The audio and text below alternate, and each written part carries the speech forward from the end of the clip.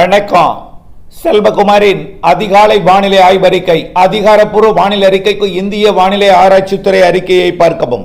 2025 September 27 சனிக்கிழமை அதிகாலை நிலவர வானிலை பதிவு.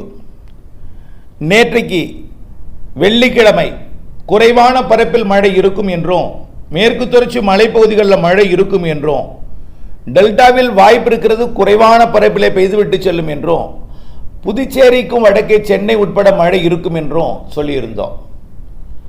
அதேபோல நேற்றைக்கே காற்றழுத்த தாழ்வு மண்டலம் உருவானது என்று சொல்லியிருந்தோம். இன்றைக்கு காலை முறைப்படி நேற்றைக்கு மாலை 5:30 மணிக்கு உருவானதாக இன்றைக்கு அதிகாலை அறிக்கையில் வந்திருக்கிறது. காற்றழுத்த தாழ்வு மண்டலம் உருவாகிவிட்டது. ஊடகங்களில் எதுவும் இன்னும் வரவில்லை.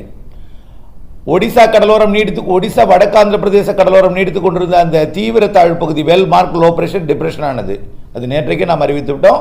நேற்றைக்கு மாலை உருவானதா இன்றைக்கு அறிவிப்பு வந்திருக்கிறது. அடுத்தபடியாக மழைப்பொழிவை பார்ப்போம். நேற்றைக்கு எங்கெங்கெல்லாம் மழைப்பொழிவு பொழிந்துன்னு பார்த்தீங்கன்னா, கன்னியாகுமரி மாவட்டத்தில் மழை. ஆனால் நேற்று முன்தினம் 18 சென்டிமீட்டர் மழை. ஆனால் நேற்றைக்கு 18 மில்லிமீட்டர் 20 மில்லிமீட்டருக்குள்ளே தான், 3 சென்டிமீட்டருக்குள்ளே தான் அதிகபட்ச மழையே பெய்திருக்கு கன்னியாகுமரி மாவட்டத்தில். நீலகிரி மாவட்டத்திலையும் 3 சென்டிமீட்டர் வரை தான் அதிகபட்ச மழை.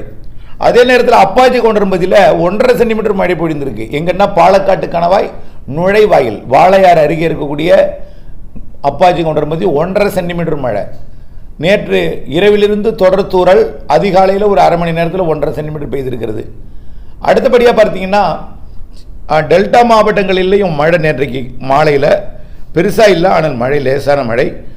புதுக்கோட்டை மாவட்டத்தில் 2 சென்டிமீட்டர் 3 சென்டிமீட்டர் பெய்திருக்கு. ஆங்காங்கே கீரமங்கலத்தை ஒட்டி அதிகபட்ச மழை பொழிந்திருக்கு. அடுத்தது பார்த்தீங்கன்னா, கடலூர் மாவட்டத்தில் சேத்தியார் தோப்பை ஒட்டி ஒரு இடத்துல 3 சென்டிமீட்டர் மழை பொழிந்திருக்கு கிராமப்புறத்தில். சென்னையிலையும் மழை. இப்போது விரிவாக பார்ப்போம். கிடைக்கப்பட்ட தகவலின் அடிப்படையில் எங்கெங்கெல்லாம் மழைப்பொழிவு அளவு விவரமாக பார்ப்போம். கிடைக்கப்பட்டபடி சென்னையில் பாரிஸ் கார்னரில் 15 மில்லிமீட்டர். இது ஒரு சாதாரண மழையாக இருந்தாலும் அங்கே நீண்ட இடைவெளிக்கு பிறகு சென்னையில் மழை பொழிஞ்சிருக்கு. சென்னை ஒதுக்கிட்டு பெய்தது, சென்னை மட்டும் பொழியலை. சென்னை ஒதுக்கியிருந்த நிலையில் நேற்றைக்கு அதிகபட்சமாக பாரிஸ் கார்னர் 15 மில்லிமீட்டர். அந்த சென்னை முழுவதுமே நனைக்கும் மழை, தூறல் மழை. நேற்றைக்கு குறைந்தபட்ச மழை இருந்தது அங்கங்கே.